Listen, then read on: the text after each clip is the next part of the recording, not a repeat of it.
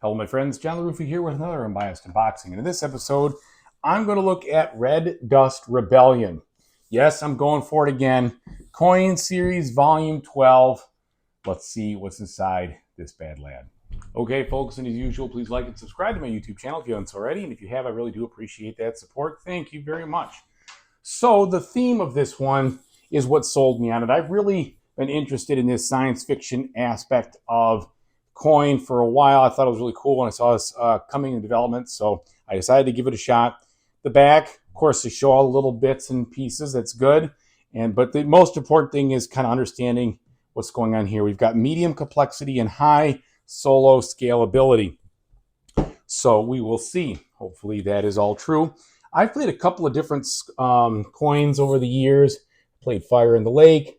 I've played I'll always forget the one. It's the one with Julius Caesar and the Gauls and everything else. I can't remember what the one that was. Not Rolling Thunder. Anyway, also Gandhi, which I like and still have, and then All Bridges Burning, which I also like and still have. So the sad thing about me and coin games is I really put in a lot of effort. And I learn them and I play them, and then I don't pick them up again for a long, long time. But hopefully, this one's a little different, or I change my approach or something, because I'm interested in this kind of science fiction theme for this one, so that'll be cool. So it'll be a little bit more than the other ones, which are just like, oh, okay, that's fine, whatever. Okay, this event, that event, doesn't matter to me. I just was playing it for the gameplay. So here, we'll see if there's anything different. All right, opening up the box. I know I've got tons and tons and tons of rules. And look, these things, so this is the playbook. If you know about a coin, you kind of know what you're getting yourself into.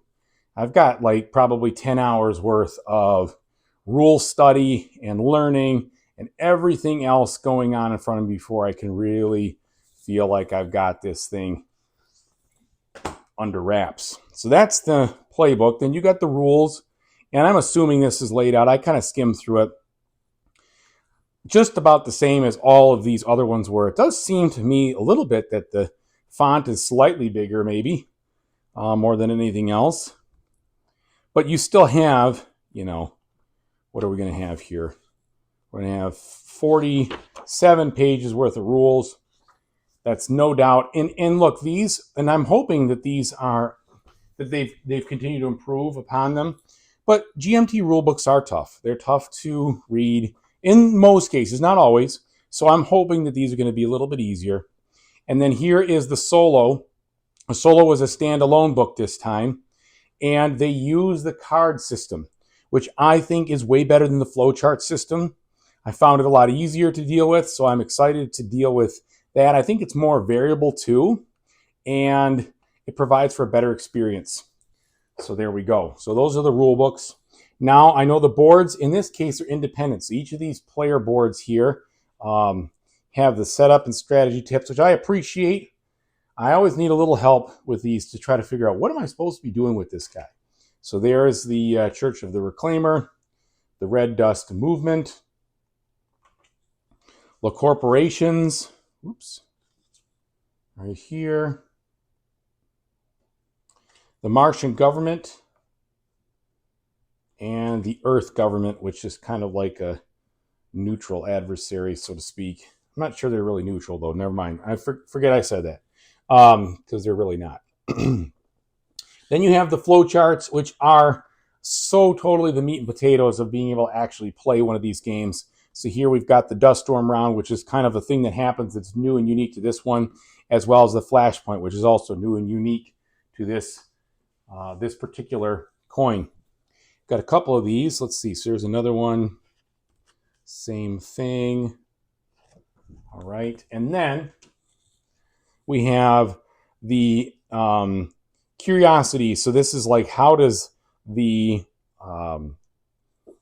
work when you're playing against the AI players? I'm sure that's what that is, because curiosity represents their stuff. And here also is some information on their cards. So hopefully this stuff really helps with the execution of the different cards and everything else. And then we have the player aids. And this is what you're going to use as a player. This bad lad right here. It is going to tell you the actions you can take. These are the operations. These are the special activities, how you win. And it gives you just enough to kind of get through what you're trying to do. But this is so key. It also tells you where to look and where to read.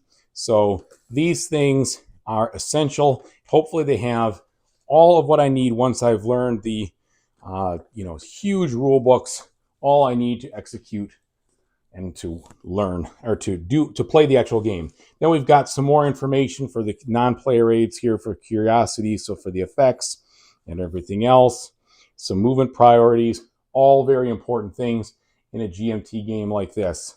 And then some golden rules. I do like how it's all out there on player aids. I really, really, really hope that I can do most of it from that once I've got the system down. Because I am familiar with the kind of spirit behind these things, right?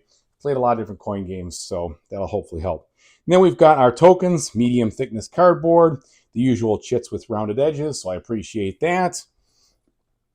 Not that I clip or anything. I don't have enough war games or anything like that.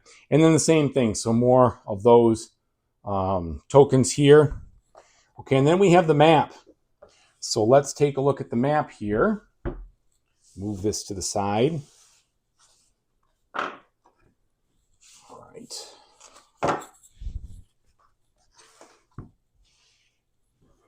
Okay. So without the actual player boards being present on the map is still pretty darn big.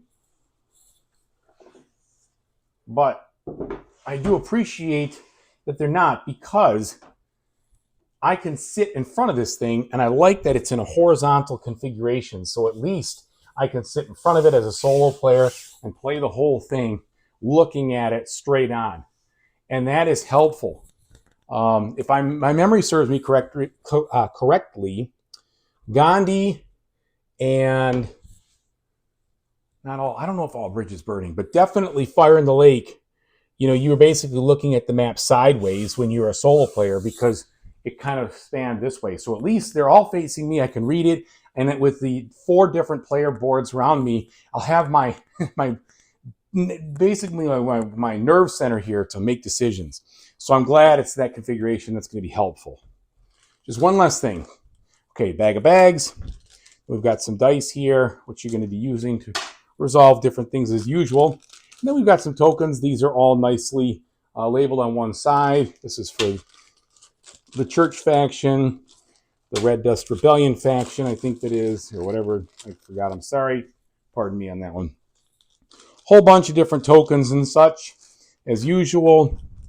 And then some more different markers. Okay. And then we have our cards. So we've got a couple of different decks. Nice insert over here. Let's take a look at, first and foremost, the solo driving aspect of this, since, of course, I am very focused on that. And again, I have not delved into the rules yet. That's what this week is about, for the most part. We'll see. And it may take some doing.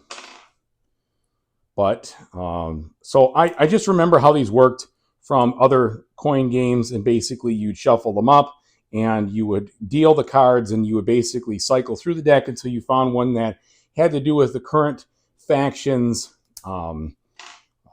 player, available to play or whatever, and then you kind of follow the yes-no tree information down the card till you made decisions on what it was going to do.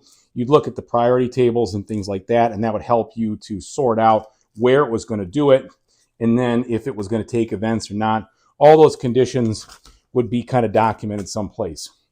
Okay, so from a quality standpoint, these are pretty good. They are the tarot size, I think they said. I'm going to try to sleeve them, of course. So you've got these sides, which are, it's like a lighter and then a more chromatic and then a less chromatic. Less chromatic side. I don't know what the difference is between the different sides here. I'm really not sure. But you've got, I think, 6 cards for each of the factions. Yeah, so there's 6 for there. There's 6 for this one. And the corporation, yeah, I believe it's 6 for each of them.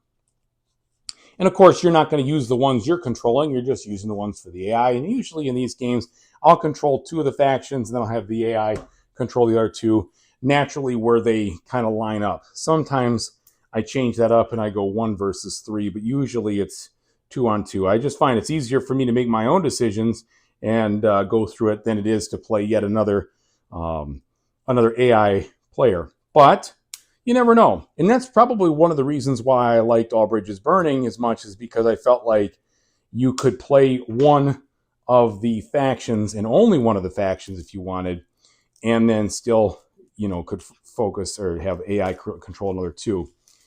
But as I remember, it wasn't all that much different, honestly. Okay, then we have these cards. They are nice in quality, no texture on them. But what is cool is they look attractive, right? They have some nice artwork. They're colorful. The icons jump out at you. And in some of the coin games I've played, using a lot of historical or hand-drawn text in the cards, and they kind of look a little boring. No offense, but just that's what it is when you got a bunch of black and white pictures or other things like that, or hand-drawn kind of drab stuff. So these look a lot more fun. And I want it to look fun, okay? That's all there is to it. Games are about fun for me. And when they look fun, they look the part, it helps. Okay, and then you have these, which these 2 things. This is like the Red Dust Rebellion Reclaimer asset cards. So these somehow factor into the strangeness of this 4th faction, the Church faction here, which basically just wants to reclaim everything for Mars's, most basic way of doing things. So don't terraform, don't do this, don't do that. Just kind of return to the primal Mars environment. How the heck that even makes sense, I don't know, since of course that's hostile to human beings, but that's what this science fiction is based on, and I'm sure the author of said fiction will kind of give us some more information there. So then we've got these, and these are different capabilities, it looks like. So stuff there. And they seem to have different costs, perhaps 2, 3, and 4. So you've got a whole deck of these, and I'm not exactly sure how this is going to play out. Capabilities, resource, events, and everything. So that's particular for the Reclaimer asset cards. And then finally we have this, which is the Red Dust campaign cards. And I think this isn't necessarily related to specific campaigns, but it might be related to what is specifically going on in the situation you're doing. I don't even know in this game if there are multiple scenarios. I'm sure there are. They usually are, like a short, a medium, and a long, and then there's also different things you can do. I haven't looked that deep into it, honestly. So I'll find all that out, and we'll see as we go. And I usually end up playing the medium style scenario. I've never done the epic, really, really long ones. It's usually kind of the medium length ones that I gravitate towards when it's time to actually get to the game. Okay, here's the final one, the final deck here. So we have, it's talking about, see, all this doesn't even really make sense to me. And I'm not surprised, right? I mean, I haven't read the rules or anything, so different projects, maybe these are like different goals, my guess.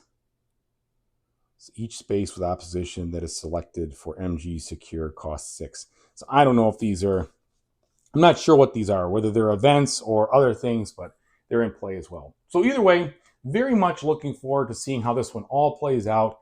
These games are not for the faint of heart. My heart seems stronger these days for this kind of thing, so we're going to give it a try. But when I finally do feel like I have it under somewhat control, I will be sure to do a solo review of it. Maybe if I'm really, really feeling like I understand, I'll try a teaching video. We'll see. Anyway, thanks so much for watching, everybody. I know it's a longer unboxing, but there's a lot of content to get through. So I really appreciate you watching, and whatever you do in the future, I really hope you have a fantastic time doing it. Take it easy.